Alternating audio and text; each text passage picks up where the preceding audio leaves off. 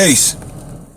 So good morning. So I'm back. The other day I made a video called Leaving the Grand Body. And I'm glad to say that those brothers have made a speedy reparation and have cleared those things up. Those things that harm, those things that breed hatred, lewdness, murder, and so on and so forth. Those things have been cleared up. But as far as I'm concerned, I'm tired of the corruption, period. So this is what I'm going to do. You know what I mean? I'm going to continue to aid those brothers. This is my disclaimer. I'm going to aid those brothers, but I will not be a part of any organization until this organization can find itself under one body, under one temple and one prophet. There shouldn't be 10 grand bodies. Somebody has to remove the ego. Somebody has to remove, the nonsense and stop all of the corruption. Number one, this ain't gang banging. You know what I'm saying? Number two, we don't give reverence to anybody else but Allah and the prophet. I give honors and gratitude and respect to others who carry this movement in, but I will not worship them or put them in the place, you know what I'm saying, of Allah. So that means Jeff Ford or anybody else. You understand what I'm saying? I'm not giving worship to them. I give worship to Allah, to Allah.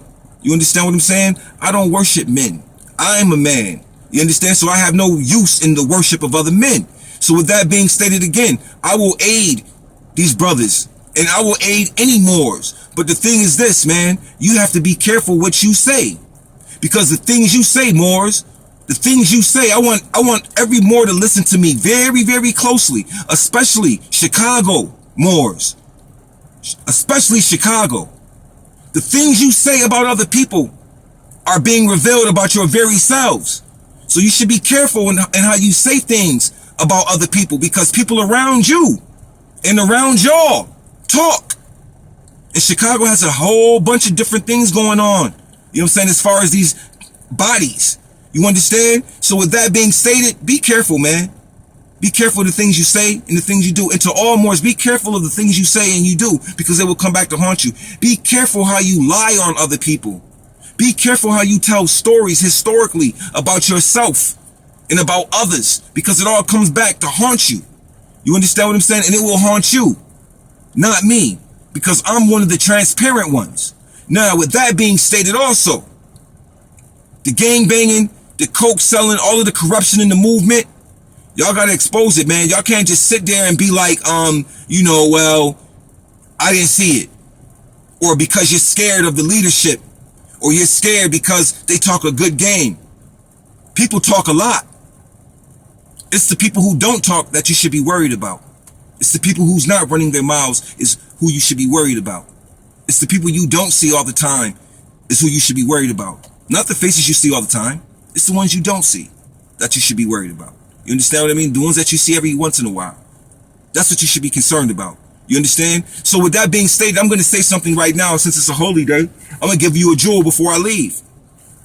The five tools, or the working tools that we use in chapter 5, the working tools that we use, in the workshop of the mind that build up character. There's a tool that's not mentioned in that particular chapter. It's called the 12-step ladder. And on that 12-step ladder, that's a very important piece. The 12-step ladder. Very important, because a lot of Moors don't know what the 12-step ladder is, or where it can be found, and how it works within man, and what it is. You understand what I'm saying? The 12-step ladder, esoterically, is that ladder that reaches from the heart of man to the heart of Allah. But what is it? Where is it in our Holy Quran, Circle 7? How can we verify this 12-step ladder? It's very easy to verify when you go to the holy instructions, that we give our sons. Those maxims of truth in that chapter, they're called the maxims of truth. And when you break those maxims of truth down and you study them and you read them, there are 12 of them. You understand? Each one representing a rung on that 12-step ladder. You see what I'm saying? So when you deal with chapter 5 and you're dealing with Jesus on that ladder, using these tools, you should ask yourself, what rungs was he standing on when he was standing halfway on that ladder? You understand what I'm saying? Because that's going to give you further reverence to your own development, because we know the tools he was holding.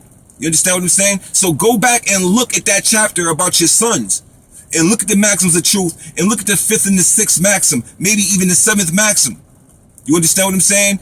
And get what that is, because those are the things that Jesus was learning at that particular time through his own action. Remember, every school Jesus sat in, Every school he sat in, he corrected the school. He didn't learn, he corrected their doctrine.